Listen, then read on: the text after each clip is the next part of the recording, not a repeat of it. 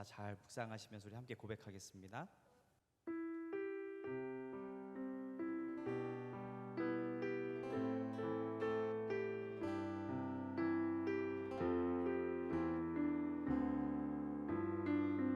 나의 피난처 예수, 나의 피난처 예수 의지해요. 나의 피난처 예수 의지해요. 나의 가는 길에 거센 바람 몰아쳐와도 나의 피난처 예수 의지해요. 나는 영원히 주님 사랑해요. 나는 영원히 주님 사랑해요. 세상 어떤 것도 나의 사랑 끊을 수 없네. 나는 영원히 주님 사랑해요.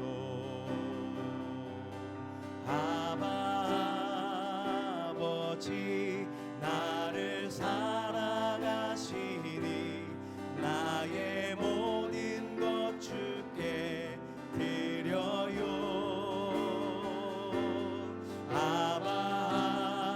아버지 내가 여기 있으니 주님 영광 위하여 써주세요. 나의 피난처 예수 의지해요. 나의 피난처 예수 의지해요. 나의 가는 길에 거센 바람 몰아쳐와도 나의 피난처 예수 의지해. 한 번 더. 나의 피난처 예수, 나의 피난처 예수 의지해요. 나의 피난처 예수 의지해요. 나의 가는 길에 거센 바람 몰아쳐와도 나의 피난처 예수 의지.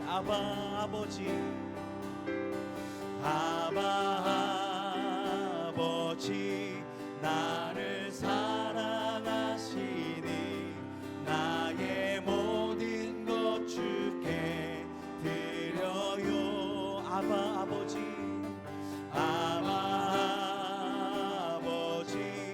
내가 여기 있으니 주님 영광 위하여 써주세요. 아버지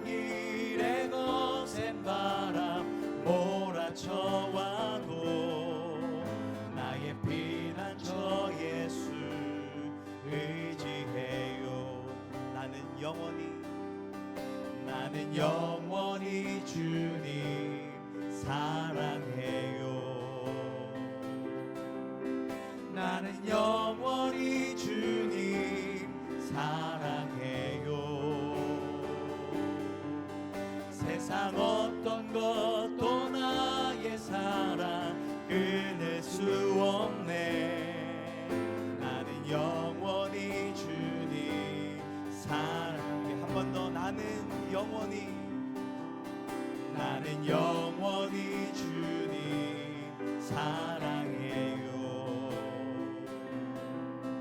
나는 영원히 주님 사랑해요. 세상 어떤 것도 나의 사랑 끊을 수 없네. 나는 영원히 주님 사랑해요. 아바 아버지, 아바 아버지, 나를 사랑하시니 나의 모든 것 주께 드려요. 아바 아버지, 내가 여기 있으니 주님 영광 위하여 써주세. 아바 아버지, 아바 아버지, 나를 사랑하시니 나의 모든 것 주께 드려요. 아바 아버지, 내가 여기 있으니 주님 영광 위하여 써주세요. 아바 아버지, 아바 아버지, 나를 사랑하시니 나의 모든 것 주께 드려요. 아바 아버지, 내가 여기 있으니 주님 영광 위하여 써주세요. 아바 아버지, 아바 아버지, 나를 사랑하시니 나의 모든 것 주께 드려요. 아바 아버지, 내가 여기 있으니 주님 영광 위하여 써주세요. 주님의 성령, 주님의 성령, 지금 이곳에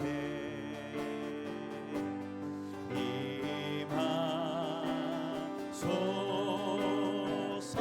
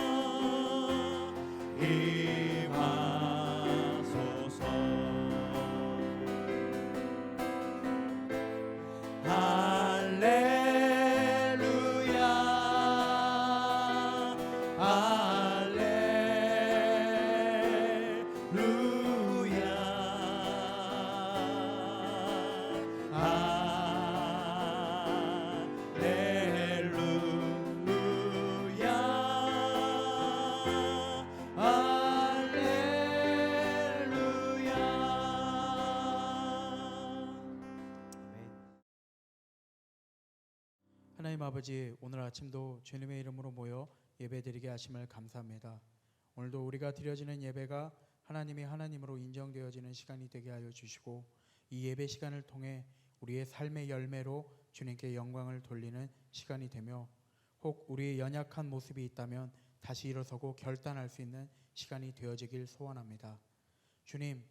주님께서 누구든지 나를 따르려거든 자기를 부인하고 자기의 십자가를 지고 주님을 쫓으라고 하신 말씀을 기억합니다. 하지만 우리가 날마다 주님을 쫓는다고 고백하지만 정말 우리의 삶이 바울의 고백처럼 그리스도의 향기요 또 그리스도의 편지가 되지 못하였던 우리의 연약한 모습이 있었음을 고백합니다. 진정 우리의 삶이 그분을 닮아가는 삶이 되어지기를 소원합니다. 그러므로 우리가 주님을 구경하는 구경꾼이 아닌 주님보다 더 큰 일을 할 수 있는 주님을 따르는 신실한 제자가 되어지게 하여 주소서. 주님, 많은 사람들이 코로나 바이러스로 고통을 받고 있습니다. 간절히 소원하는 것은 하나님께서 속히 이 어려운 상황 가운데 개입하여 주셔서 주님이 이 상황을 다스려 주시고 창조주 되심과 세상의 통치자 되심을 나타내 주시기 원합니다. 하루속히 코로나 상황이 종결되어지게 하여 주시고 사회 경제적 질병으로 고통받고 어려움 당하는 자들의 삶이 온전히 회복되어지는 놀라운 은혜가 있기를 소원합니다.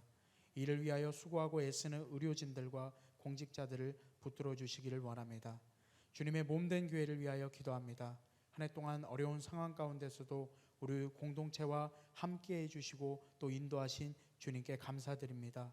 올 한 해도 주님의 은혜 가운데 아름답게 마무리되어지게 하여 주시고 내년에 이루어질 교회 이전의 일과 이전을 통한 우리 교회 공동체의 새로운 시작 위에 주님의 인도하심과 새로운 부흥의 역사가 시작되어지기를 간절히 소원합니다. 모든 이전 과정 가운데 주님 함께하여 주셔서 교회 증축과 대출 과정 그리고 특별히 교회 공동체가 하나 되어지는 일에 주님의 도우심과 간섭하심이 있기를 간절히 소원합니다. 무엇보다도 이 일을 인간의 생각보다 더욱 무릎으로 나아가는 우리가 되게 하여 주소서. 지금도 여러 가지 어려운 상황 가운데서 하나님의 나라를 이 땅 가운데 이루고자 열방 가운데 나아간 파송 선교사님들과 박찬영 형제를 기억하여 주시고 그들의 수고와 헌신을 통하여 하나님의 마음이 열방의 수많은 잃어버려진 영혼들에게 전달되어지기를 원합니다.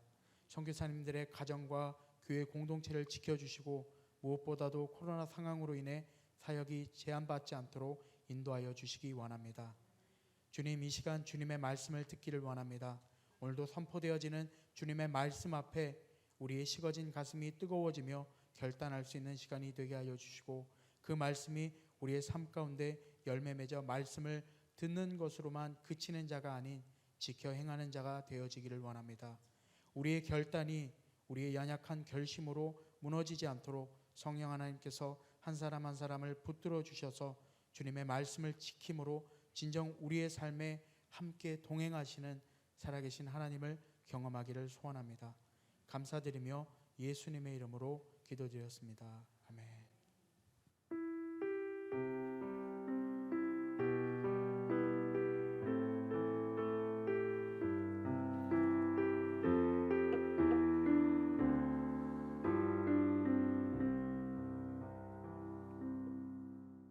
교회 소식 알려드리도록 하겠습니다. 주보 뒷면 참고하시면서 경청해 주시기를 방부드립니다. 1번 광고, 우리 계속해서 예배 인원 제한하면서 거리 유지하면서 예배를 드리고 있습니다. 미리 신청해 주십사라고 하는 광고고요. 그리고 주일날 오전에 올라가는 영상 예배 자료 참고하셔서 현장 예배 드리지 못하시는 분들도 함께 예배할 수 있도록 협조해 주시면 감사하겠습니다. 3번, 4번 광고, 우리 가을 대신방과 다락방 릴레이 기도회 진행되고 있다는 광고입니다. 우리 그 다락방을 중심으로 해서 지금 그 릴레이 기도회도 진행이 되고 가을 대신방도 진행이 되고 있습니다. 아마 다락방 목자들께서 그때그때 안내를 해주실 텐데 잘 따르셔서 우리 요 가을에 잘 보낼 수 있도록 서로 마음들을 모아주시면 감사하겠습니다. 4번, 5번 광고는 우리 공동목회센터 회의와 임시사무처리회에 관한 공지입니다. 지난주에 말씀드렸던 것처럼 우리 11월 넷째 주 다음 주에 공동목회센터 회의로 잠깐 모이도록 하겠습니다. 저희가 1월에 한 번 모이고 사실 그동안 거의 모이지 못했었는데 이제 한 해를 결산하고 새해를 계획하는 여러 가지 준비들이 필요합니다. 그래서 공동목회센터 회의로 다음 주일 오후 1시에 4층 예배실에서 모여서 거기 기록된 안건들, 주요 안건들이 이제 내년도 예산안 검토와 의결이고, 특별히 형제장안교회 그 재정 요청과 관련된 사항이 있습니다. 그리고 인사위원회 선출하는 이런 문제들, 내년도를 준비하기 위한 중요한 과정들이기 때문에 우리 재직들 가급적이면 좀 많이 참석해 주십사라고 하는 당부드리고요. 공동목회센터 회의와 더불어서 우리 임시 사무처리회도 함께 진행을 하도록 하겠습니다. 우리 한가족 수양관 매각하는 문제를 놓고 우리 임시 사무처리회에 결의가 필요합니다. 공식적인 문헌으로서. 그래서 우리 다음 주에 공동목회센터 회의에 모였을 때에 잠깐 회의하고 사무처리회로 모이도록 하겠고요. 우리 그 재직들 오실 때에 도장을 좀 같이 가지고 오시면 좋을 것 같습니다. 왜냐하면 이 회의록에 저희가 도장들을 찍어서 개인들이 거기에 동의했다는 것을 확인을 해줘야 됩니다. 그래서 오실 때에 도장들을 가지고 오십사라고 하는 공지 드립니다. 큰 2번 보시면 우리는 한 가족입니다. 우리 성도들, 교우들 소식이 있습니다. 우선 우리 이번 주 돌아오는 주 토요일 날 우리 김호용 집사님 둘째 딸 되시는 혜인자매의 결혼식이 있습니다.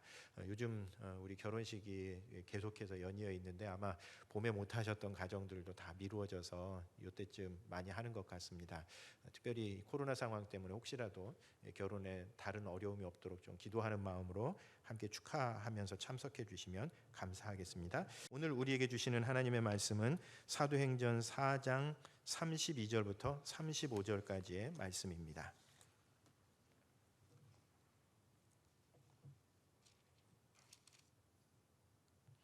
신약성경 193페이지 사도행전 4장 32절부터 35절까지입니다. 긴 말씀이 아니라 짧은 말씀이어서 한 번은 제가 쭉 봉독하고요. 그리고 두 번째 읽을 때는 우리 합독으로 함께 같이 말씀을 읽는 것으로 해서 두 번을 읽도록 하겠습니다. 우선 제가 먼저 봉독하겠습니다. 사도행전 4장 32절부터 35절입니다. 믿는 무리가 한 마음과 한 뜻이 되어 모든 물건을 서로 통용하고 자기 재물을 조금이라도 자기 것이라 하는 이가 하나도 없더라. 사도들이 큰 권능으로 주 예수의 부활을 증언하니 무리가 큰 은혜를 받아 그 중에 가난한 사람이 없으니 이는 밭과 집 있는 자는 팔아 그 판 것의 값을 가져다가 사도들의 발 앞에 두매 그들이 각 사람의 필요를 따라 나누어 줌이라. 아멘. 우리의 한 목소리로 한번 다시 읽겠습니다. 믿는 무리가 한 마음과 한 뜻이 되어 모든 물건을 서로 통용하고 자기 재물을 조금이라도 자기 것이라 하는 이가 하나도 없더라.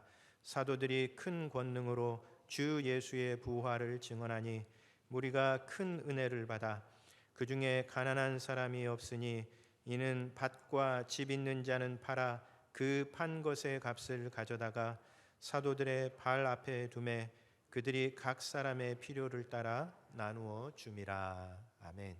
초대교회의 물질 생활이라고 하는 제목으로 하나님의 말씀 같이 나누도록 하겠습니다. 우리가 신앙생활을 해나가면서 여러 가지 훈련을 하는데 그런 신앙의 훈련 가운데에서 빠질 수 없는 것이 주 되심의 훈련입니다. 그러니까 우리 주님께서 우리 삶의 일부가 아니라 우리의 삶 전체의 주인이시다라고 하는 것을 우리가 고백하고 그 고백에 합당하게 살아가도록 훈련하는 것, 그것이 우리 신앙생활에 있어서 아주 중요한 훈련의 한 부분이다라고 하는 이야기입니다. 처음에 신앙생활을 할 때에는 예수님께서 우리의 삶의 일부분이죠. 그런데 신앙생활을 더 해갈수록 주님께서 우리 삶 전체의 주인이시구나. 우리의 가정, 우리의 직장, 우리의 학교, 신앙생활 그 모든 것들의 주인이시구나 라고 하는 것을 점점 깨닫고 주님의 주권을 인정하게 되는 것, 이것은 이제 주되심이라고 그렇게 이야기하는데 그 주되심을 훈련하는 것이 우리 신앙생활에 있어서 아주 중요한 부분이라는 의미입니다. 이렇게 주님께서 우리 삶 전체의 주인이십니다 라고 하는 그 고백을 훈련해 갈 때 중요한 것이 우리의 시간과 우리의 물질을 어떻게 사용하고 있느냐라고 하는 겁니다. 우리 흔히 남자들이 우리 부인 자기 아내를 위해서 목숨을 내줄 수는 있지만 내가 설거지는 못하겠다. 뭐 이렇게 이제 얘기하는 사람들이 있다고 한다면 우리는 그 사람의 사랑에 대해서 의문을 품을 수밖에 없습니다. 여러분, 사랑이라고 하는 것은 아주 구체적인 것을 해주는 것이죠. 그런 의미에서 주님께서 우리 삶의 주인이십니다라고 고백은 그렇게 하면서도 만약에 우리의 물질 사용, 우리의 시간 사용이 그것과 어긋난다면 그것은 이중적인 삶을 살아가고 있는 겁니다. 그래서 이제 우리 흔히 그것을 이야기할 때에 우리가 물질과 우리의 시간을 어떻게 사용해야 하느냐라고 하는 그 원칙을 JOY 이렇게 정리한 것이 있습니다. Jesus first, 그 다음에 others second, you last. 그래서 그거 하나로 모으면 joy 그렇게 이야기를 하는데 우리의 시간과 우리 물질 사용에 있어서 주님이 가장 소중한 것으로 인정되고 그리고 다른 사람들의 필요를 따라서 우리의 물질과 우리의 시간을 사용하고 그리고 내가 필요한 것들을 가장 나중에 사용하는 이런 훈련을 하는 것이 주되심의 훈련이다라고 하는 이야기입니다. 그런 점에서 우리가 주님께서 내 삶의 주인이시다라고 하는 것을 우리의 시간 사용과 우리의 물질 사용을 통해서 우리가 확인해 볼 수 있다는 뜻입니다. 우리 그 정조대왕의 도시인 수원에서는 우리 실사구시 정신이 굉장히 중요한 것 같습니다. 실제적인 것들, 구체적인 것들을 통해서 우리의 고백이 확인되어야 한다라고 하는 그런 뜻입니다. 그런 점에서도 우리도 주님께서 우리의 주인이시다라고 하는 것을 우리의 어떤 구체적인 삶을 통해서 고백하고 실천해가는 우리 성도님들 되시기를 바랍니다. 오늘 우리가 읽은 이 본문은 초대교회의 이야기를 중간중간에 요약하는 그런 본문 가운데 하나입니다. 사도행전에는 초대교회에 있었던 여러 가지 사건들을 쭉 기술해 나가다가 중간중간에 한 번 정도씩 정리하고 요약해주는 본문이 있는데 오늘 본문이 바로 그런 내용 가운데 하나입니다. 3장과 4장이 하나의 덩어리를 이루고 있는데 성전 미문에 앉아있던 걷지 못하던 장애인을 베드로가 예수님의 이름으로 일으켜 세우고 그리고 사람들의 이목이 집중되었을 때에 베드로가 설교를 하고 난 이후에 유대교 안에서 들끓기 시작합니다. 그래서 초대교회에 특별히 예수 그리스도의 부활을 전하는 이것을 그냥 두어서는 안 되겠다라고 생각을 하면서 위협을 했고 앞으로는 그런 설교, 위험한 설교 하지 말아라 라고 그렇게 위협하면서 타협을 요구했지만 초대교회는 그 타협 앞에서 굽히지 않겠다라고 결단을 합니다. 4장 31절 말씀에 빌기를 다음에 모인 곳이 진동하더니 무리가 다 성령이 충만하여 담대히 하나님의 말씀을 전하니라. 이 세상의 권력자들은 더 이상 복음을 전하지 말아라 라고 그렇게 이야기했지만 초대교회 성도들은 함께 모여서 기도하는 가운데 성령의 충만함을 받아서 담대히 하나님의 복음을 전하기 시작했고 그 모습이 초대교회 안에서 어떻게 이루어졌는지를 보여주는 요약과 같은 정리하는 본문이 오늘 말씀의 내용이라는 겁니다. 오늘 말씀에는 성령 충만한 공동체의 특징 한 3가지 정도를 우리가 찾아볼 수 있습니다. 첫 번째로는 복음이 강력하게 담대하게 선포된다라고 하는 겁니다. 33절 말씀을 보면 사도들이 큰 권능으로 주 예수의 부활을 증언하니라고 그렇게 되어 있습니다. 무슨 뜻이겠습니까? 초대교회가 성령으로 충만함으로 말미암아 주 예수의 부활을, 이게 이제 우리 흔히 복음이라고 얘기하죠. 예수 그리스도의 십자가, 특별히 부활의 사건을 아주 담대하게 전했다라고 하는 이야기입니다. 그런 점에서 성령 충만한 공동체에서 나타나는 첫 번째 특징은 복음을, 예수 그리스도의 죽음과 부활을 담대하게 전한다는 겁니다. 왜요? 복음은 여전히 우리가 안고 있는 문제의 궁극적인 해결책이기 때문에 그렇습니다. 우리가 안고 있는 우리 삶의 문제의 궁극적인 해결책, 그리고 오늘날 인류가 안고 있는 문제의 궁극적인 해결책이 바로 이 복음 안에 있기 때문에 그런 점에서 세상은 우리에게 복음을 전하지 말라고 위협하고 타협을 요구하지만 성령 충만한 공동체는 그런 타협 요구에 굴하지 않고 담대하게 하나님의 복음을 전합니다.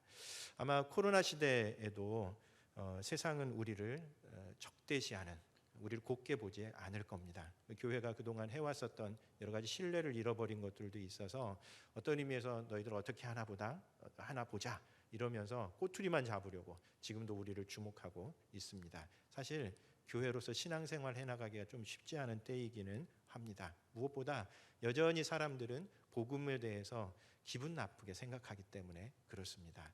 당신이 죄인이라고 하는 말이 사람들의 기분을 나쁘게 하고 그 문제를 당신 스스로 해결할 수 없습니다 라고 하는 그 말이 우리들을 기분 나쁘게 하고, 그리고 오직 예수님을 통해서만 구원받을 수 있습니다 라고 하는 이 말은 시대를 막론하고 모든 사람들이 들을 때 별로 기분 좋은 말이 아니기 때문에 그렇습니다. 그럼에도 불구하고 우리는 여전히 이 코로나 시대에도 복음을 담대하게 전해야 합니다. 왜요?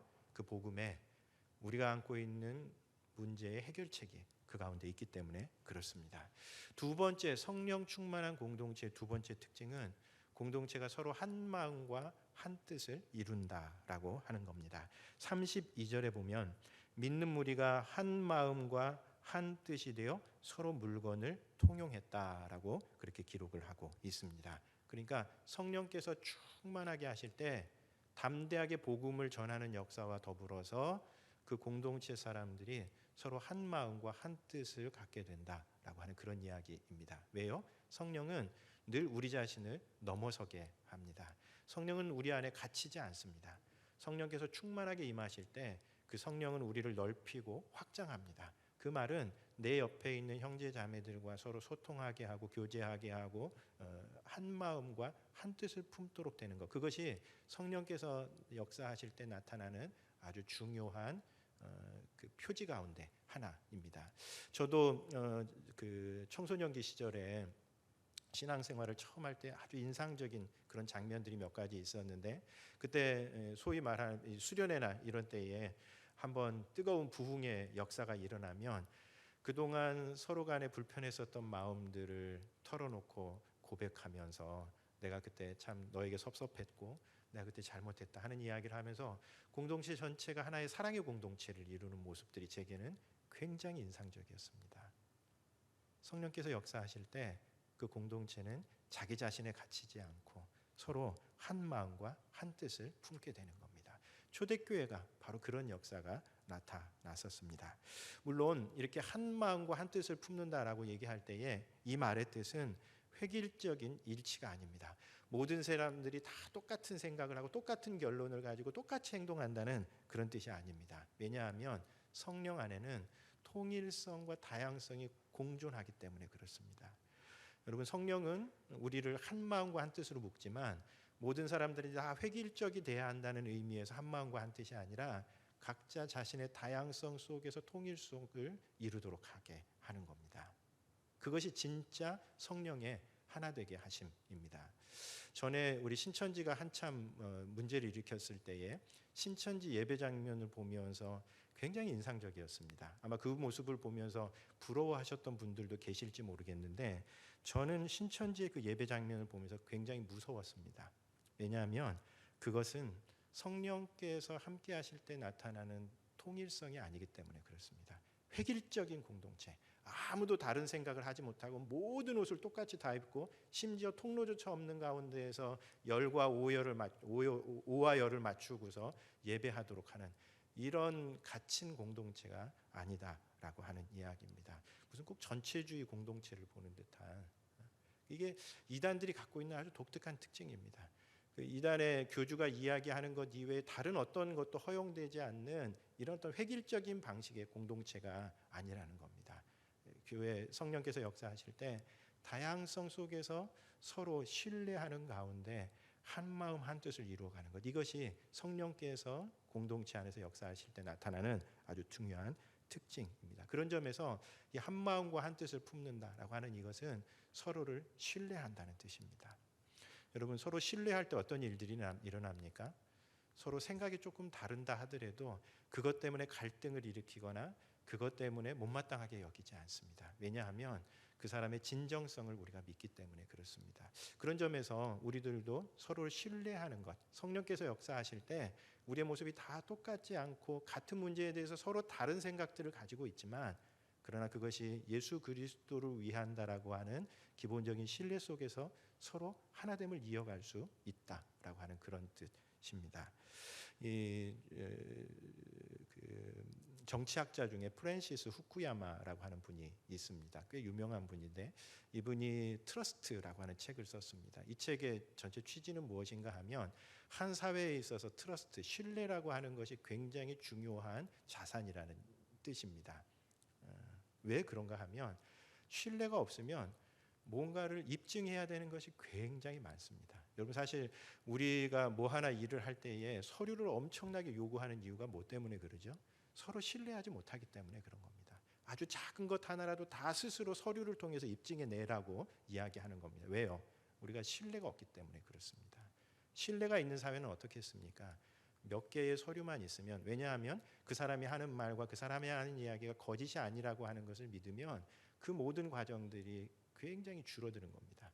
근데 이제 하다못해 우리가 뭐 은행 업무를 하나 보더라도 그거 준비하는 서류 때문에 한 2, 3주 골머리를 앓고 썩이는 걸 생각을 해보면 그것 때문에 들어가는 사회적 비용이 엄청난 겁니다. 그래서 이 프랜시스 후쿠야마 교수가 한 사회가 가지고 있는 신뢰, 서로를 향한 트러스트, 이것이 한 사회의 굉장히 중요한 자산이라고 이렇게 이야기하는 겁니다. 여러분 그것은 신앙 공동체에서도 마찬가지인 것 같습니다. 신앙 공동체에서도 서로를 신뢰하지 못하면 작은 것 하나 가지고도 그냥 서로 오해하고 갈등을 일으키는 겁니다. 그런데 성령께서 역사하실 때 우리의 생각이 서로 똑같지 않다 할지라도 서로 신뢰하기 때문에 그것이 주님을 잘 섬기려고 하는 방법이라고 하는 신뢰성 속에서 서로를 믿을 수 있다라고 하는 그런 뜻입니다. 그런 점에서 성령께서 역사하실 때 그 공동체가 한 마음과 한 뜻이 됩니다. 그리고 세 번째, 성령께서 역사하실 때 오늘 본문에서 어쩌면 가장 강조하는 것인데 물질의 나눔이 그 가운데서 이루어집니다. 32절 하반절에 보면 믿는 무리가 한 마음과 한 뜻이 되어 모든 물건을 서로 통용하고 자기 재물을 조금이라도 자기 것이라 하는 이가 하나도 없더라. 34절에서도 그 중에 가난한 사람이 없으니 이는 밭과 집 있는 자는 팔아 그 판 것의 값을 가져다가 사도들의 발 앞에 두매 그들이 각 사람의 필요를 따라 나누어 줌이라 이렇게 기록하고 있습니다. 무슨 뜻입니까? 성령께서 충만하게 역사하실 때 그것이 공동체 전체의 마음이 한 마음과 한 뜻으로 모아질 뿐만 아니라 성도들 사이에 자유로운 물질의 나눔이 그 가운데서 이루어졌다라고 하는 그런 이야기입니다. 그래서 제가 이 본문을 놓고 사도행전 공부를 하는 가운데 저 나름대로 이것을 이렇게 정리했던 적이 있습니다. 제가 한두 번 말씀을 드린 적이 있는데 성령께서 역사하실 때 성령은 교통으로 나타나고 그리고 마음의 소통을 이루고 한 마음 한 뜻을 이루고 그리고 그 마음의 한 뜻을 한 마음 한 뜻이 된 것은 물질의 유통으로 나타난다. 뭐 좀 말장난 같지만 제가 재밌게 그렇게 정리한 적이 있습니다. 여러분 성령께서 우리를 하나로 묶어 주실 때 영적으로 하나로 묶어 주실 때 어떤 일이 일어납니까? 우리가 서로를 신뢰하면서 한 마음 한 뜻이 됩니다. 성령께서 역사하시는데 우리가 한 마음 한 뜻이 되지 못한다. 그거 뭐가 문제가 있는 겁니다. 또 성령께서 역사하셔서 우리가 한 마음 한 뜻이 되었는데 물질의 유통이 없다. 각자 자기 것만 가지고 살아간다. 그것도 뭔가 문제가 있는 겁니다. 왜냐하면 실제로 교회의 역사를 살펴보면 우리들도 교회가 한참 부흥할 때 그런 것들을 참 많이 경험했는데 성령께서 강하게 부흥의 역사를 일으키실 때 그것이 늘 사회적인 약자들을 돌보는 것으로 교회가 가지고 있는 것들을 나누고 그것을 흘려보내는 것으로 나타났기 때문에 그렇습니다. 그런 점에서 성령께서 강하게 역사하실 때에 그 공동체 안에서 아주 레디컬한 물질의 나눔이 이루어집니다. 그런 점에서 오늘 본문은 보통 우리가 교회의 세 가지 중요한 기능을 얘기할 때에 캐리그마 말씀 선포 그리고 코이노니아 성도들의 교제 그리고 디아코니아 봉사 이렇게 세 가지를 이야기합니다. 그러니까 교회가 해야 되는 본질적인 사역이 무엇이냐? 캐리그마 하나님의 말씀을 잘 선포하는 것. 두 번째 코이노니아 성도들이 아름다운 공동체를 이루는 것. 그리고 세 번째 그 공동체가 다른 사람들을 돕고 헌신하고 봉사하는 것으로 나타나야 된다라고 이야기를 하는데 그런 점에서 보면 성령께서 강하게 역사하시자 요 캐리그마와 코이노니아와 디아코니, 이 세 가지가 동시에 같이 일어났었던 모습을 보여줍니다. 그런 점에서 우리 형제교회 공동체도 이 캐리그마와 코이노니아 그리고 디아코니아가 우리 안에서 성령의 역사 가운데서 활발하게 일어나는 그런 아름다운 공동체를 이루어 갔으면 좋겠습니다. 특별히 3장과 4장에서 강조하는 것이 바로 이 물질의 나눔입니다. 사실 이 3장과 4장은 하나의 덩어리입니다. 성전 미문에 앉아 있었던 그 걷지 못하는 장애인을 일으켜 세우면서 일어났었던 한 사건들을 쭉 기록하고 있는 것이 3장과 4장의 내용인데, 이 3장과 4장을 저도 이번에 새로 살펴보면서 여기서 물질과 관련된 것을 아주 중요하게 강조하고 있다라고 하는 것에 대해서 좀 새롭게 깨닫게 되었습니다. 왜냐하면 사도행전 3장 6절에서 베드로가 성전 미문에 앉아 있었던 그 안진뱅이를 일으키면서 뭐라고 얘기했습니까? 은과 금은 내게 없거니와 내게 있는 것을 네게 준다라고 그렇게 이야기합니다. 그러니까 초대교회 공동체가 은과 금은 좀 없는 그런 좀 가난한 그런 공동체였지만, 그러나 그 가운데 역사했었던 그리스도의 능력으로 걷지 못하는 자가 일으켜 세워지는 이런 역사가 나타났었던 공동체였었던 겁니다. 뿐만 아니라 오늘 본문에서는 무엇을 얘기합니까? 초대교회에 가난한 백성들이 없었다고 이야기합니다. 왜냐하면 성령께서 역사하시자 그것이 물질의 나눔으로 나타났었기 때문에 그렇습니다. 뿐만 아니라 우리가 읽은 본문 바로 다음에는 4장 36절 37절에서는 그렇게 자신의 재산을 사도들의 발 앞에 내놓았었던, 그래서 초대교회에서 상당히 중요한 영향력을 발휘했었던 한 사람 바나바에 대한 이야기가 나오고요. 그 다음에 5장 1절부터 11절까지에서는 그런 바나바를 어설프게 흉내냈다가 하나님 앞에 아주 호된 심판을 받았었던 아나니아와 삽비라 부부의 이야기가 나오기 때문에 그렇습니다. 무슨 뜻입니까? 이 3장과 4장에서 초대교회 안에 성령께서 강하게 역사하시는다는 것과 더불어서 이 초대교회 안에서 물질이 어떻게 사용되었는가 하는 것을 3장과 4장에서 아주 상세하게 기록하고 있다는 그런 뜻입니다.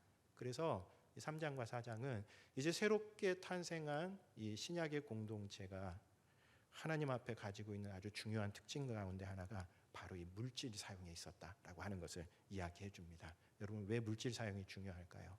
그것은 하나님의 권위에 도전할 수 있는 가장 강력한 존재가 바로 이 물질이기 때문에 그렇습니다. 우리 예수님의 말씀 우리 기억하지 않습니까? 하나님과 재물을 겸하여 섬길 수 없다. 무슨 뜻입니까?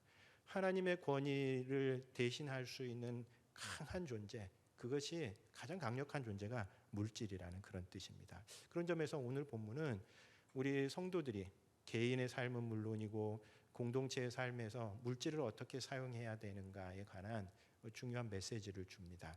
우리 35절 같이 한번 읽어보도록 하겠습니다. 35절 같이 읽겠습니다. 사도들의 발 앞에 두매 그들이 각 사람의 필요를 따라 나누어 줌이라. 저는 여기서 두 가지에 주목하고 싶습니다. 우리가 하나님의 백성으로서 어떻게 물질을 대해야 하는가. 첫 번째로는 필요를 따라 살아가는 겁니다.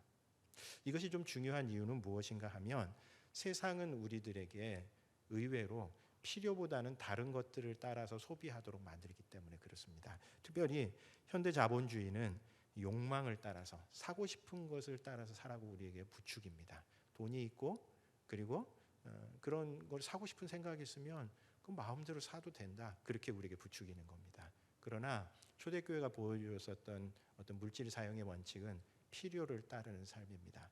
비록 내가 그것을 살 수 있는 여력도 되고 또 내 마음속에서 그거 샀으면 좋겠다라고 하는 그런 생각이 들 때일지라도 그것이 내게 필요한가 필요하지 않은가에 대해서 면밀하게 따져보는 그런 삶을 살아가라라고 하는 이야기입니다. 왜요? 처음에는 우리가 그 욕망을 따르는 삶, 사고 싶을 때 사는 것이 우리를 만족스럽게 하지만 우리가 잘 아는 것처럼 이 욕망이라고 하는 것은 우리를 채워갈 수 없습니다. 욕망은 끝이 없습니다.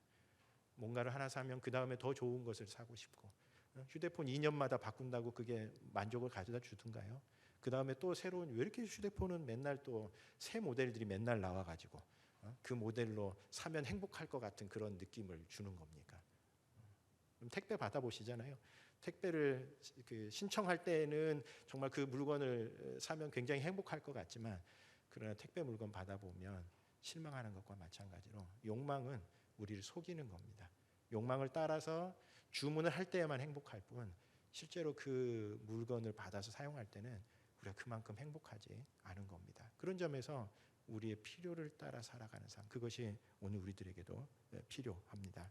우리 그런 이야기 하지 않습니까? 우리 선진국에서 버려지는 음식과 자원을 사실 제대로 나누기만 한다면 적어도 이 지구촌의 식량 문제는 없을 것이다, 이렇게 얘기하시는 분들이 있습니다. 무슨 뜻입니까? 이 어느 한쪽 욕망을 채우는 그 삶 속에서 버려지는 것들이 너무나도 많다는 그런 뜻입니다. 그런 점에서 우리 그리스도인들도 특별히 필요를 따라 사는 삶, 그것이 중요하다는 겁니다. 그리고 더불어서 나누는 삶이 있어야 합니다. 오늘 본문에서 그렇게 우리 자신이 필요를 따라 사는 삶을 살아가는 가운데 자연스럽게 나타났던 것이 서로 나누는 것입니다. 초대교회에 가난한 사람이 없었던 것은 이 자발적인 헌납 전통이 있었기 때문에 그렇습니다. 그래서 그 34절 35절에 보면 그 중에 가난한 사람이 없으니 이는 밭과 집 있는 자는 팔아 그 판 것의 값을 가져다가 사도들의 발 앞에 두매 그들이 각 사람의 필요를 따라 나누어 줌이라. 그렇게 자신들에게 필요한 것들만을 필요한 것을 따라 사용해 가는 가운데 다른 사람들의 필요를 채울 수 있는 그런 여지가 있었고, 그리고 자신들이 가지고 있는 것들을 하나님 앞에 내어놓는 이런 모습들 속에서 비록 예루살렘 교회가 좀 가난한 교회였지만 적어도 그 교회 안에는 물질적으로 궁핍한 사람이 없었다, 이렇게 기록을 하고 있습니다. 어떤 사람들은 이 구절을 놓고 초대교회가 공산사회와 비슷했다, 이렇게 얘기하시는 분들도 있습니다. 그러나 이것은 강제적인 조치는 아니었었던 것 같고 일시적인 모습이었었던 것 같고 그리고 자발적인 것이었던 것 같습니다. 왜냐하면 나중에 초대교회의 모습을 보면 개인들이 재산을 가질 수 있는 것에 대해서 허용하기 때문에 그렇습니다. 어떤 이단 단체들은 전부 다 가입하면서 전부 다 재산 다 내놓으라고 하는 그런 강제적인 조치가 아니었다라고 하는 그런 이야기입니다. 자기들이 가지고 있는 것들을 주님 앞에 내어놓는 이런 아름다운 모습 속에서 공동체가 물질의 나눔이 가능했었다라고 하는 이야기입니다. 우리 예수님께서 예루살렘 성에 입성하실 때에 나귀를 어떻게 가져갔는지 기억하시죠? 제자들이 가서 주님께서 쓰시겠답니다라는 그 한마디 말을 듣고 주님 앞에 선뜻 자신의 나귀를 내놓았었던 그 사람을 통해서 주님의 역사가 이루어졌던 것과 마찬가지로 오늘 믿음의 공동체 안에서도 하나님께서 필요하다라고 이야기하실 때에 자신들이 가지고 있는 것을 주님의 발 앞에 내어놓는 그 사람들을 통해서 하나님의 역사가 이루어진다라고 하는 그런 의미입니다. 그런 점에서 오늘 우리들도 초대교회 공동체와 마찬가지로 주님께서 필요하실 때에 우리의 것들을 가지고 주님 앞에 내어놓을 수 있는 그런 성도와 교회 공동체의 모습들을 우리가 가져갔으면 좋겠습니다. 특별히 그런 점에서 참 감사드리는 것은 우리가 이전 헌금과 관련해서 하나님 앞에 참 감사드릴 것이 굉장히 많이 있습니다. 우리 이전이라고 하는 큰 것을 앞두고 사실 다 마음의 짐을 가지고 있습니다. 그런데도 우리가 크게 강조하지 않았지만 조금씩 마음이 모아지고 있는 것, 그 하나님 앞에 감사드릴 일입니다. 그동안 제가 이제 얼핏 보니까 그동안 모아왔었던 금을 헌납하신 분도 있다고 그렇게 얘기하고요. 또 상당한 금액을 우명으로 헌금하신 분들도 있습니다. 가장 감사한 것은 크고 작은 헌물들이 주님께서 필요하시다라고 이야기하니까 마치 사도들의 발 앞에 내어놓았었던 것과 마찬가지로 공동체의 필요 앞에서 크고 작은 헌금들이 계속해서 한 주도 끊임없이 모여지고 있는 것, 이것이 가장 감사한 일이다, 그렇게 생각을 합니다. 여러분, 우리 한 가지만 약속했으면 좋겠습니다. 우리가 뭐 큰 헌물 억지로 있는 것들 막 내놓으라고 그렇게 이야기하지 않습니다. 다만 적어도 우리가 이전하는 그 공간에 우리가 벽돌 하나라도 내가 참여하겠다라고 하는 마음으로 우리가 최선을 다해서 주님 앞에 우리 헌물들을 내놓았으면 좋겠습니다. 그런데 그런 이전 헌금보다 사실 더 감사한 것은 이번 연말에 우리가 교회의 재정 중에 조금 오래 남는 일부를 어려운 이웃들에게 나누기로 결정했다는 점입니다. 사실 코로나 상황 속에서 다락방들을 좀 돌아보고 그리고 가정들의 이야기를 좀 들으면서 실제로 경제적인 어려움을 겪는 가정들의 이야기가 있다는 것을 좀 저희들이 확인을 했습니다. 그래서 그 가정들에 대해서 사실 우리가 뭐 얼마나 많은 것들을 줄 수는 없지만 그러나 교회 이전이라고 하는 상황 때문에 정말 우리가 해야 할 일을 본질적인 것들을 놓치지 않아야 되겠다라고 하는 그 마음 속에서 우리가 교회 재정 가운데 조금 오래 남은 것들을 가지고 우리 교우들 혹은 뭐 다른 데 있는 필요한 사람들을 위해서도 좀 나누려고 그렇게 계획하고 있습니다. 하나님께서 우리에게 주신 것들을 나누라고 하는 그 아름다운 전통이 우리 안에서 절대 끊어지면 안 되겠다라고 하는 그 생각 속에서 내려진 그런 결정입니다. 여러분, 사실 이 가난이라고 하는 것은 우리의 삶을 참 어렵게 짓누릅니다.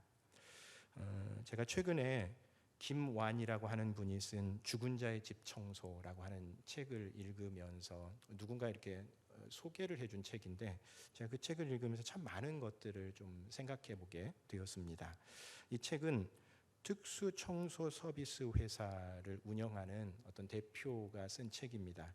특수 청소 서비스 회사, 사실 좀 되게 낯선 그런 직업인데 우리 흔히 유품 정리사라고 그렇게 이야기할 수 있을 것 같습니다. 그러니까 이제 고인이 된 사람들의 유품을 정리해 주는 것이 직업인 사람들인데 물론 대부분의 경우는 가족들이 고인의 유품을 정리합니다. 그런데 죽은 분들 가운데에 그렇게 유품을 정리하기가 쉽지 않은 여러 가지 죽음의 사연들이 있는 겁니다.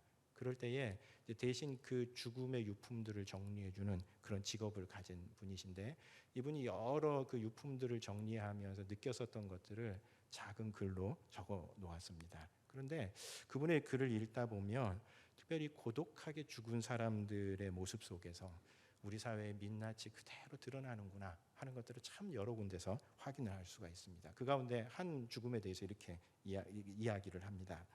대체로 이 고독사라고 하는 것은 가난한 사람들에게서 자주 일어난다고 그렇게 이야기를 합니다. 왜냐하면 가난해지면 고독해지기 때문에 그렇습니다. 심지어는 빈궁한 사람들에게는 가족조차 연락을 끊는다고 그럽니다.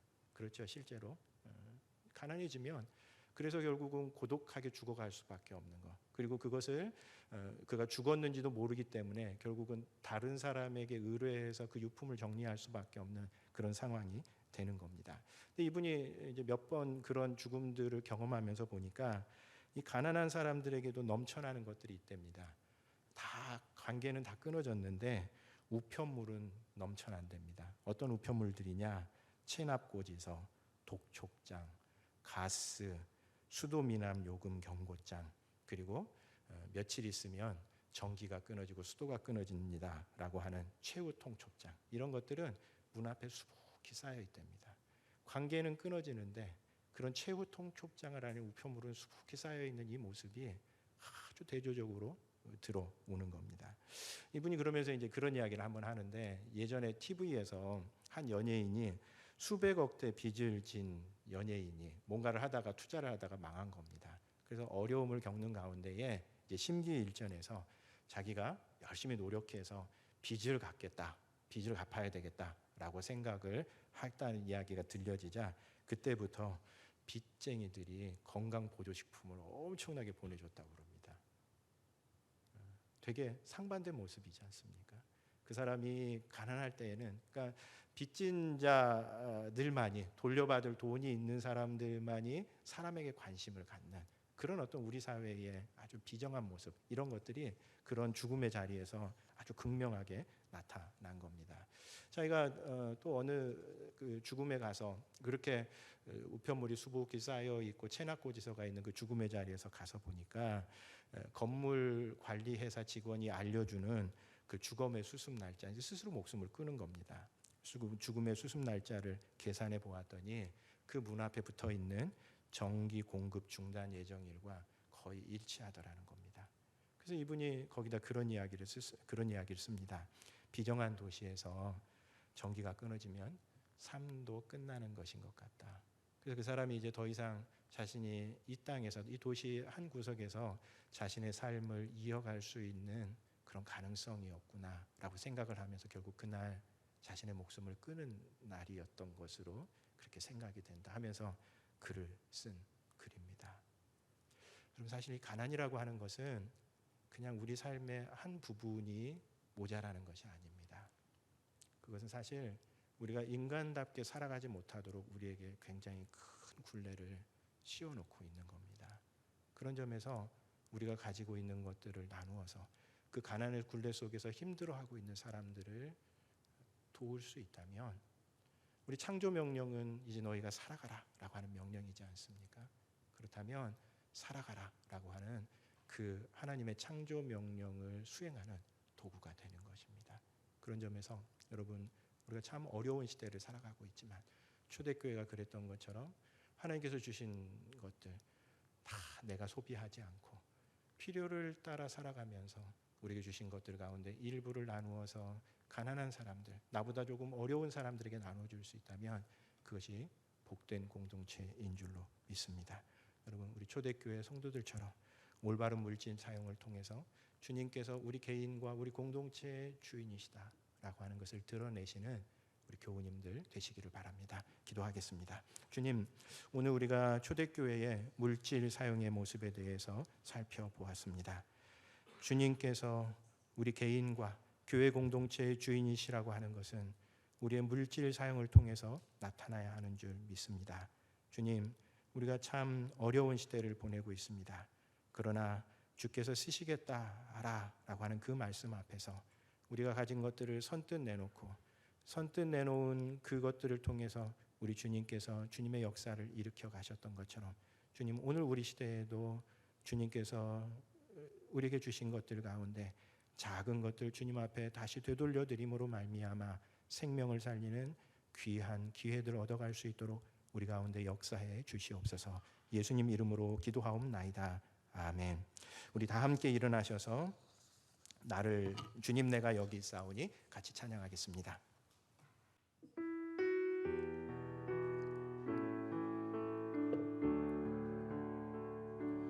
주님 내가 여기 있사오니 나를 보내소서.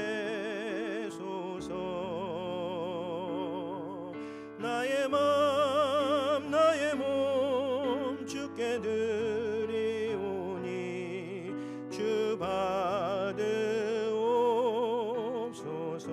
주님 내가 여기 있사오니 주님 내가 여기 있사오니 나를 써주소서. 가진 것 모두 다 주께 드리오니 주 받으옵소서.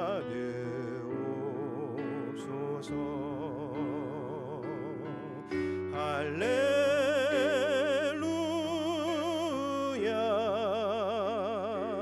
할렐루야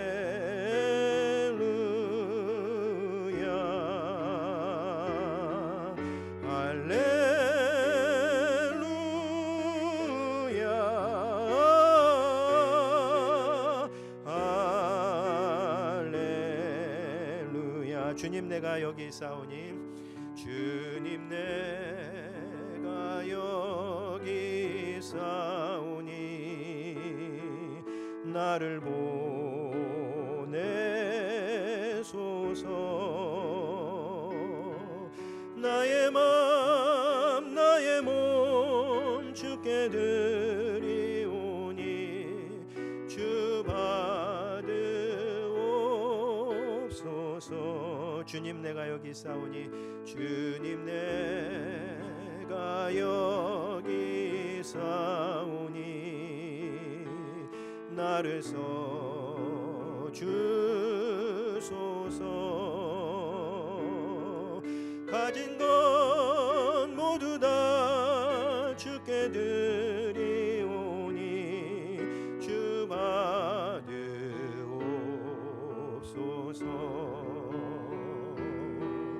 할렐루야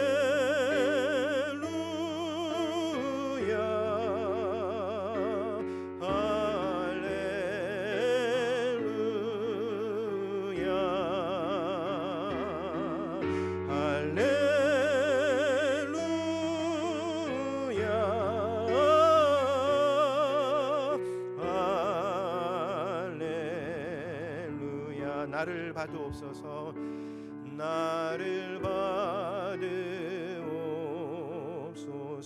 나를 받으옵소서 나를 받으옵소서.